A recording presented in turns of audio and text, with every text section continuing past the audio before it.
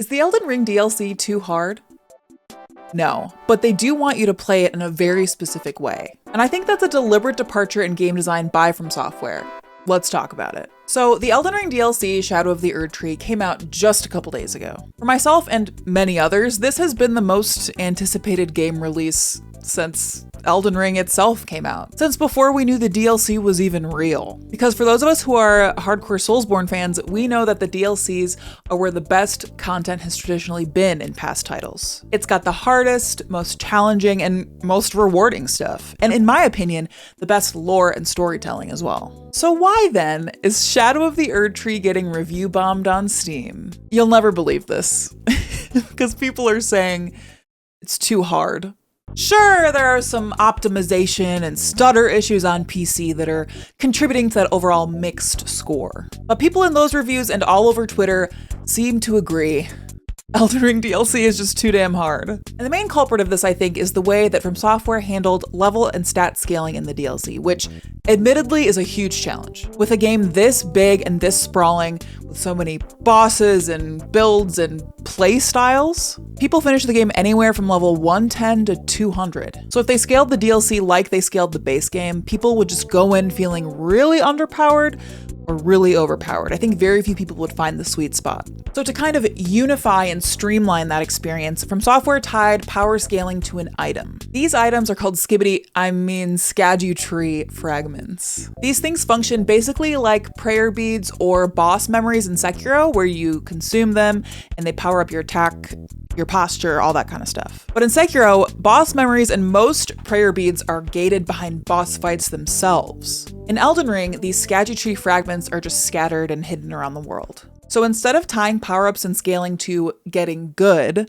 they've tied it to exploration. For players like me, that's awesome. Because me, I'm a lore hound, I like story, and I'm exploring. I'm combing through that landscape, reading every item description, even the fruit. Because that's how From Software does storytelling best, through these environments and their world building. So I was very easily finding these fragments and powering up my character.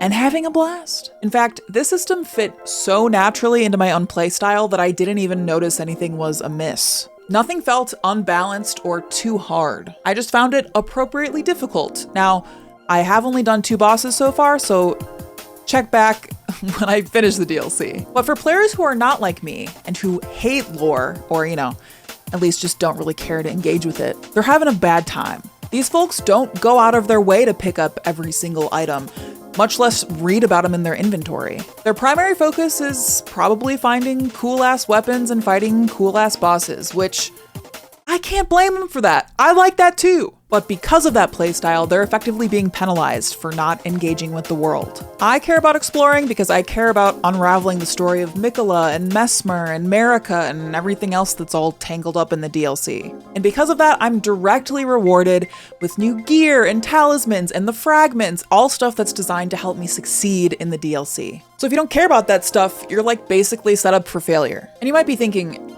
Jess Capricorn, these players only have themselves to blame. There's literally a Scadutree fragment tutorial in the item menu. But here's the thing. If these players are playing the Elden Ring DLC like they played Elden Ring, which is not a crazy line of thought, they're not gonna really think twice about opening their menu to read item descriptions in the first place if it's not something they would normally do. Plus, From Software has never been handholdy in their games to begin with. I was kind of shocked when I opened the inventory and saw the tutorial item description thing from the get-go. I mean, just think about the discourse around Dark Souls 2, where so much of the game's mechanics were purposefully opaque because Miyazaki wanted people to come together and talk about how to beat the game. He wanted to create community. Now, a decade after DS2's release, players aren't exactly coming together to solve their DLC woes. They're mostly coming together to complain about it. And why is that? I think it's because From Software is making a deliberate choice to change the formula of their games, and it's being felt. There's this slight mismatch in expectations happening. Until now, you could play through an entire Soulsborne game and not even have a second thought about the story, and still have a full, good experience. Now, I'm not sure if that's the case. And okay, yes, as someone who loves lore and little secrets and stuff, I'm secretly really fucking jazzed that From Software is yeah, you gotta care about this now. But That's just one girl's opinion. I think the real noteworthy bit here is that they're punishing or rewarding one playstyle over the other. Because what will this mean for future From Software games? Will they continue incentivizing us to engage with the next world and those characters and that plot? I think so, because I think this approach has been in the works for longer than we realize. What they're doing in the DLC is actually a core part of Elden Ring's DNA. It's something they've been inching towards since Elden Ring's creation. From the start, they had George R.R. Martin help flesh out the lore and story of the Lands Between. And if that doesn't say, hey players, please care about the story of our game, I don't know what does. But even on top of that, Elden Ring's narrative functions so differently from other Soulsborne titles. In other games, most major plot points happen in the past, aside from the endings, of course. When you read item descriptions and talk to NPCs, you're hearing about stuff that's already happened. Like, Artorias already went down into the abyss. Lawrence already brought the old blood to Yharnam. And yeah, there's still a little bit of that in Elden Ring. Like, we don't see Malenia fight Radahn, but we do see Melina sacrifice herself to burn the Erdtree. We see Mohg actively building his dynasty. And we help Ranni set the stars back in motion, kill her fingers, regain control of her fate, and get married too, I guess. That's also in there. All of this goes to show that From Software has started telling its players they should care about the story by putting it at the forefront of their games, making it accessible and very tangible. In the DLC, they borderline require you to care, and that's a change. Still, even with gathering those fragments, people are saying the DLC is too hard, and like,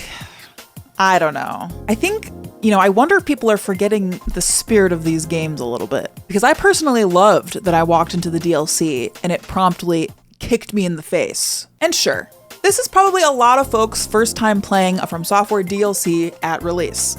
It was mine. But for people that are perhaps newer to the franchise and maybe have only played Elden Ring, and they're feeling that, in my opinion, very typical difficulty jump when stepping into a From Software DLC, it's shocking for them. Maybe the game's just been out so long, people have gotten comfortable and that kind of thing, but don't you remember getting smacked around by Margit for a couple hours? I mean, come on. When I see people complaining about meme difficulty, I don't know. Isn't that what makes Soulsborne games so great? That's why I like them. And pre-DLC, people were still complaining about Elden Ring being too easy and too cheesable. So now, with this DLC and all of its enemies and bosses that barely give you any room to breathe, it really feels like Miyazaki's being like, oh yeah, cheese this, bitch. Remember me? Remember me?